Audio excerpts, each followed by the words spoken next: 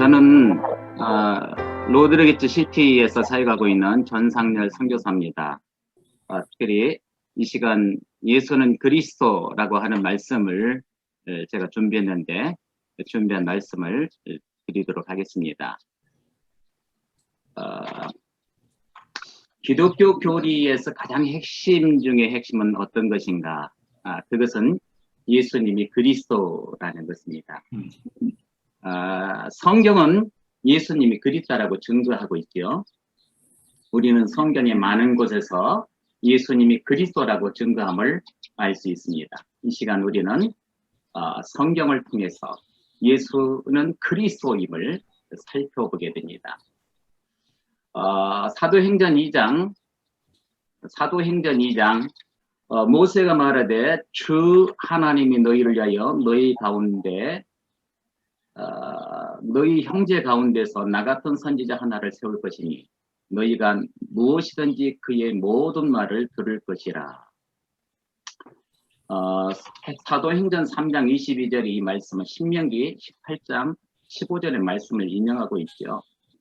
모세를 볼 때에 그는 200만의 이스라엘 백성들을 리더했던 왕 같은 그런 존재였고, 또 하나님을 직접 대면했던 선지자였고, 또 이스라엘 백성들이 죄 때문에 죽을 상황에, 많은 사람들이 죽을 상황에 펼쳐졌을 때 주님 앞에 엎드려 주님의 용서를 구했던 제사장과 같은 그런 역할을 했던 선지자 중에 선지자죠. 모세는 그래서 예수 그리스도의 하나의 예표로 말씀되고 있습니다.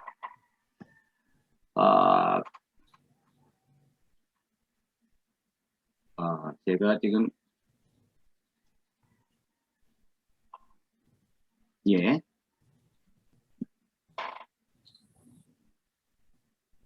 동방 박사들이 증거한 유대인의 왕 그리스도. 헤롯 왕 때에 유대의 베들레헴에서 예수께서 나셨다는 소식을 듣고 동방에서 박사들이 예루살렘에 찾아와 물어봅니다. 유대인의 왕으로 나신 분이 어디 계십니까? 우리는 동방에서 그의 별을 보고 경배드리려고 왔습니다. 헤롯 왕이 이 말을 듣고 무척 심기가 불편해졌습니다. 갑자기 예루살렘이 떠들썩해집니다. 헤롯은 백성의 대제사장들과 율법 학자들을 모두 불러 모았습니다. 그리고 그들에게 그리스도가 과연 어디에서 나겠느냐고 캐물었습니다. 그때 그들이 대답합니다. 유대의 베들레헴입니다. 예언자가 성경에 이렇게 기록해 놓았습니다. 마태복음 2장 6절에 그러나 너 유다 땅 베들레헴아 너는 유다의 통치자들 가운데 가장 작지 않구나. 내게서 통치자가 나와 내 백성 이스라엘의 목자가 될 것이다. 미가서 5장 2절의 말씀이지요. 여기서 하나 생각해 볼 부분입니다. 동방에서 온 박사들은 아기로 이 땅에 오신 예수님을 유대인의 왕으로 알고 경배하러 찾아왔지만 그 소식을 접한 백성의 대제사장들과 율법 학자들은 이 아기로 오신 예수님을 그리스도라고 헤롯에게 알려주므로 헤롯이 그들에게 그리스도가 어디에서 태어날 것이냐 캐묻게 된 것입니다. 두 번째, 요한이 증거한 하나님의 어린 양, 메시아는 곧 그리스도입니다. 어느 날 세례 요한은 자기 두 제자와 함께 길가에 서 있었습니다. 마침 예수님이 지나가시는 것을 보고 세례 요한이 두 제자에게 말합니다. 보라, 하나님의 어린 양이시다. 이 말씀은 29절의 그 말씀, 보라, 세상 죄를 지고 가는 하나님의 어린 양이로다는 그 말씀을 약속한 말씀인데, 이 세례 요한은 첫 번째 29절의 이 말씀을 제자들에게 말을 했었고, 다시 이틀이 지난 다음에 예수님을 만나고 지나가시는 그 예수님을 향해서 제자들에게 말을 한 것입니다. 보라, 하나님의 어린 양이시다. 하나님은 예수님을 통해서 예수님에게 우리 모두의 그 죄악을 담당시키셨지요. 세례 요한은 세상 죄를 지고 가는 하나님의 어린 양 예수 그리스도를 보았습니다. 그래서 보라, 세상 죄를 지고 가신 하나님의 어린 양이로다. 보라, 하나님의 어린 양이시다라고 그리스도로 오신 예수님을 제자들에게 소개합니다. 요한복음 1장 37절을 보면 요한의 말을 듣고 두 제자가 예수님을 따라갔습니다. 예수를 따라간 두 사람 중 한 사람은 시몬 베드로의 동생 안드레였습니다. 안드레는 가장 먼저 시몬을 찾아가 말했습니다. 우리가 메시아를 만났습니다. 여기서 메시아는 그리스도라는 뜻입니다. 안드레는 예수님이 메시아, 즉 그리스도임을 증거하고 시몬을 예수님께 데려옵니다. 예수께서 시몬을 보고 말씀하셨습니다. 너는 요한의 아들 시몬이구나. 이제 너는 게바라고 불릴 것이다. 여기서 게바는 베드로라는 뜻입니다. 세 번째, 기다리던 메시아가 이분 예수님이 그리스도. 사마리아 수가 마을 우물가에서 예수님과 여자가 담화를 나눕니다. 잠시. 요한복음 4장 25절에서 여인이 예수님께 말씀했습니다. 저도 그리스도라고 하는 메시아가 오실 것을 압니다. 메시아가 오시면 우리에게 모든 것을 알려주실 것입니다. 이 사마리아 여인이 예수님이 오실 것을 오실 메시아가 있다는 것을 알고 있었다는 것은 유대 백성들에게 편만하게 이 메시아 사상이 있었다라고 하는 것입니다.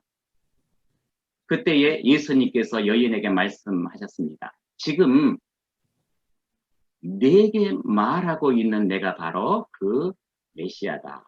예수님은 자신을 메시아라고 증언하고 계십니다. 이에 따라서 여인은 그 말을 듣고 나서 물 항아리를 내버려 둔 채 마을로 돌아가 사람들에게 말했습니다. 와서 내 과거를 모두 말해준 사람을 보십시오. 이분이 그리스도가 아니겠습니까? 초대교회 사도들의 증거가 있습니다. 사도행전 2장 26절 그런즉 이스라엘 온 집은 확실히 알지니 너희가 십자가에 못 박힌 이 예수를 하나님이 주와 그리스도가 되게 하니라. 사도행전 17장 3절 뜻을 풀어 그리스도가 해를 받고 죽은 자 가운데서 다시 살아나야 할 것을 증언하고 이르되 내가 너희에게 전하는 이 예수가 곧 그리스도라 하니. 사도행전 5장 42절 그들이 날마다 성전에 있든지 집에 있든지 예수는 그리스도라고 가르치기와 전도하기를 그치지 아니하니라.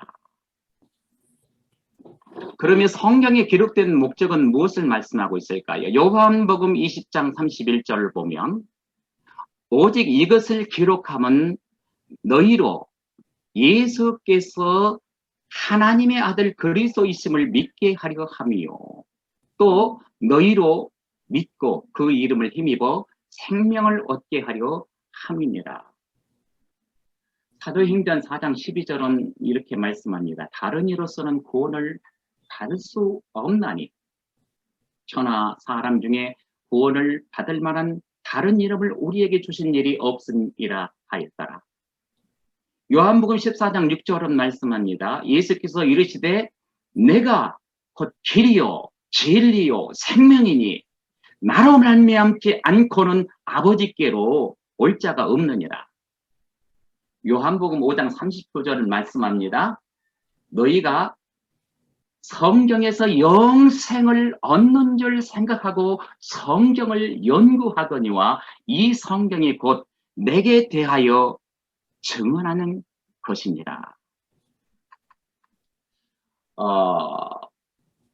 마태복음 16장 13절로 19절 말씀은 유명한 말씀이죠.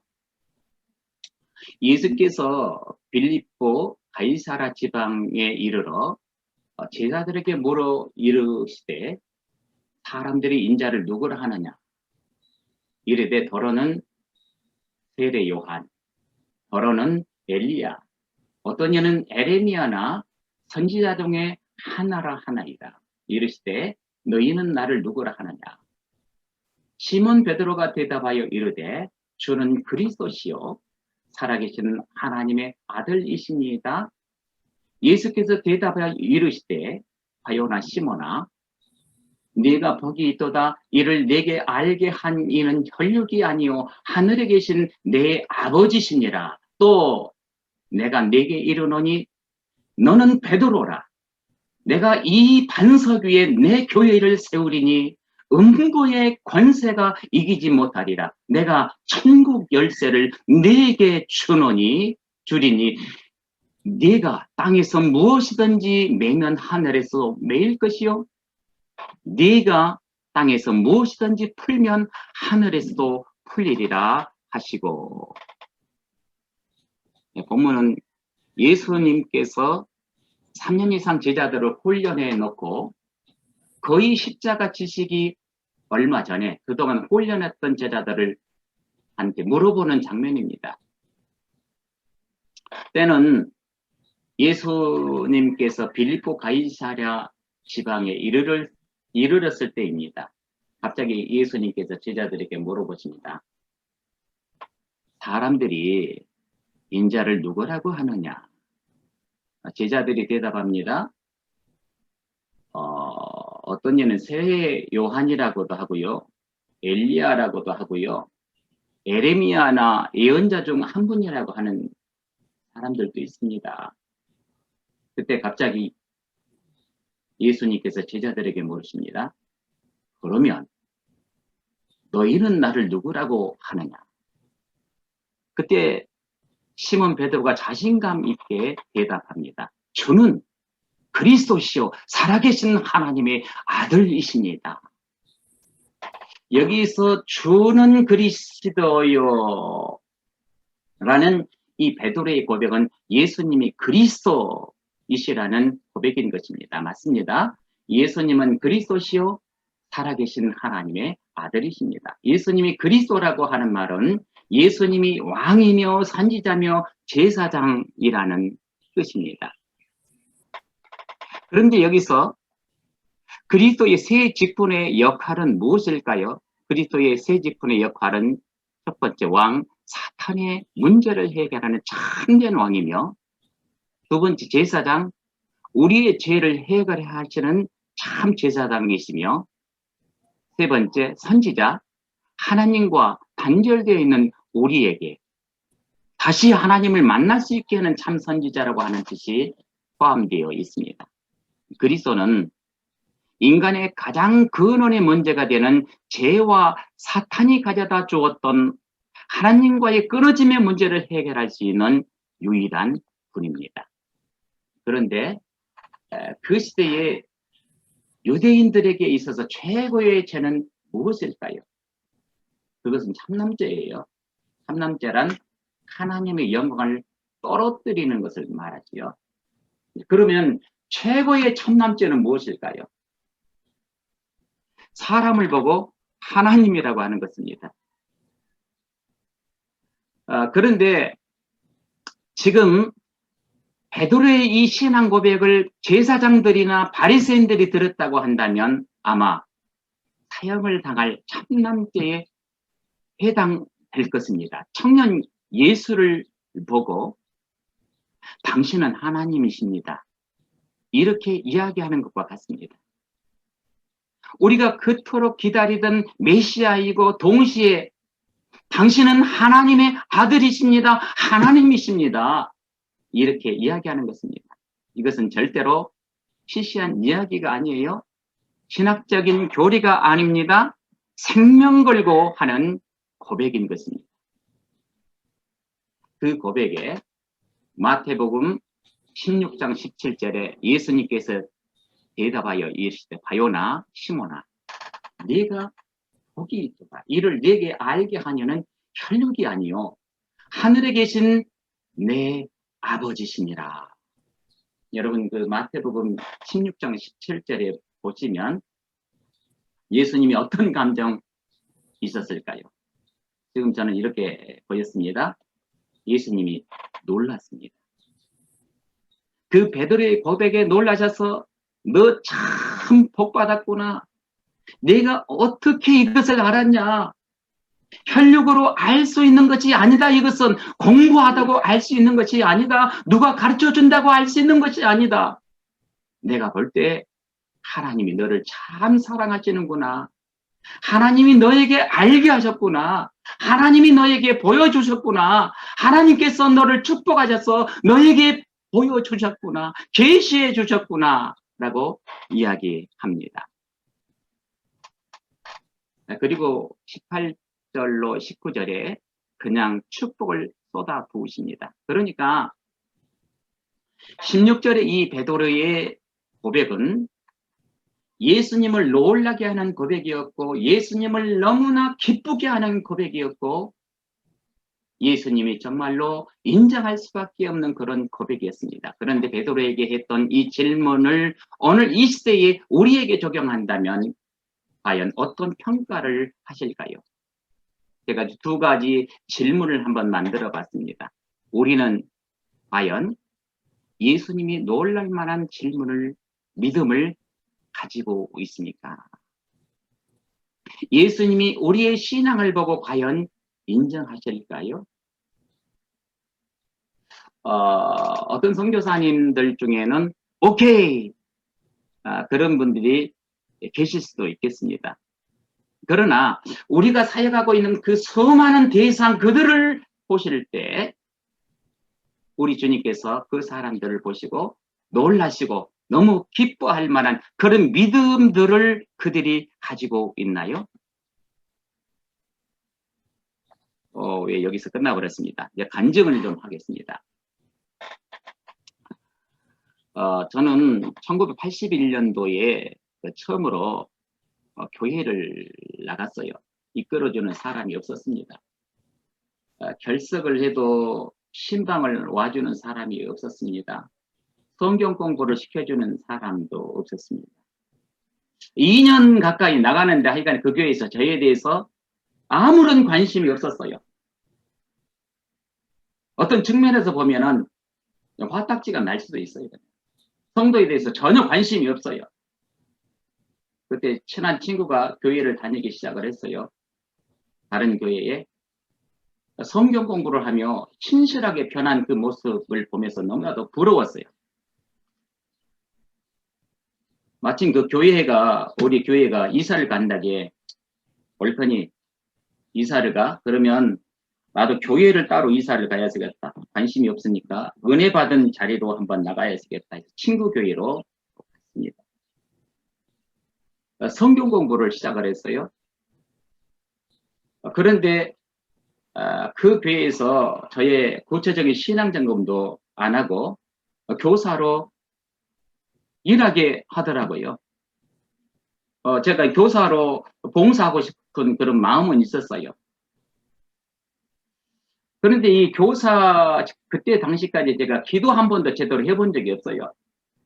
기도를 저한테 시켜준 사람도 없었고 성경 공부를 해본 적도 없고 그런데 교사로 지금 임명을 받았어요. 어떻게 기도하는 줄도 모릅니다. 매주 그 공과가 나옵니다. 주제가 나오는데 어떻게 교사를 할까 생각하면서 프린트로 나오는 그 한 장 페이퍼 그것을 들고 그 주제에 맞게 기독교 서점에 찾아가서 그 책 2권씩 매주 사서 읽고 정리를 했어요. 무조건 한 주에 어떤 주제가 나오면 2권씩 책을 사서 다 읽고 정리를 했습니다. 그러면 한 30분 자신 있게 설명할 수 있는 그런 단계에 이르더라고요. 3개월쯤 지나니까 제 머리로는 확실하게 예수를 믿고 있는 것 같은 그런 생각이 들었습니다. 그런데 제가 83년 4월 27일 지금도 잊지 않고 있습니다. 그날을. 성경을 읽다가 그 죄와 죽음과 하나님의 심판을 생각하게 되었습니다. 죄의 문제를 해결하지 못하면 지옥행이라는 사실 앞에서 아무것도 할 수 없었습니다. 고민하다가 제가 죄의 문제를 해결할 수 없음을 인정하게 됩니다. 그래서 죄의 문제를 해결하러 예수 그리스도가 오셔서 십자가 지셨음을 그때 제가 인정했습니다. 십자가 지신 예수 그리스도를 나의 구주, 나의 하나님으로 영접해야 한다는 사실이 있어요. 그런데 주변에 구체적으로 예수 영접 기도를 도와줄 사람이 없었어요. 그러면 어떻게 예수님을 영접할까? 혼자서 스스로 예수님을 영접하는 수밖에 없다. 이런 생각을 하고 이 손을 이렇게 쫙 앞으로 폈습니다. 그리고 이 손바닥으로 가슴을 치면서 예수님, 지금 제 마음의 문을 열었습니다. 예수님, 지금 제 마음속에 들어오세요. 지금 나는 예수님을 확실히 믿겠습니다. 예수님 믿습니다. 예수님 지금 믿습니다. 지금부터 예수님을 믿습니다. 이렇게 제가 몇 번 고백하고 가슴을 치는 순간 갑자기 마음 가득히 기쁨이 충만하게 밀려오는 것을 느꼈어요. 희열이 왔습니다. 그런데 이 희열이 하루 종일 충만한 거예요. 거듭난 것이죠. 제가 그날 그 거듭난 체험을 하고 친구 집으로 달려갔습니다. 바로 옆에가 있었기에. 그래서 마침 친구 어머니가 계셔서 제가 복음을 전했어요. 예수님을 나의 그리스도로 오늘 저는 영접했습니다. 어머니, 예수님을 믿고 천국 갑시다. 예수님을 그리스도로 믿어야 나의 죄 문제가 해결이 됩니다. 예수님을 나의 왕, 나의 하나님으로 믿으세요. 그분이 우리의 왕으로, 나의 하나님으로 이 땅에 오신 분입니다. 저는 그 예수님을 영접하고 거듭난 이후로 예수님을 전하는 삶을 살아야 되겠다. 이런 마음의 결단을 했었고, 또 신앙생활 하면서 가장 좋은 인생이 뭘까 생각하다가 주님 앞에 헌신하는 삶을 사는 것이 가장 가치 있는 삶이겠다 해서 목사가 됐고 또 선교사로 부르심에 순종하여 왔습니다. 저는 전도를 하는, 개인적으로는 전도자라고 그렇게 생각을 하고 전도에 매진해 왔었고, 또 열심히 전도 훈련을 성도들에게 가르치고 있고, 예수님을 나의 구주, 나의 하나님으로, 나의 왕으로 소개하는 스스로 할 수 있도록 그렇게 가르치고 있습니다. 또 이 사역이 이 현지인들에게 계속 전달되고 또 전달되어져서 하나님의 나라가 확장되어졌으면 좋겠다, 이런 생각을 합니다. 기도하겠습니다. 우리 하나님, 우리 가운데 함께 하신 것을 감사합니다. 예수님은 그리스도이십니다. 오늘 또 우리에게 큰 은혜를 주신 것을 감사합니다. 예수님 이름으로 기도합니다. 아멘.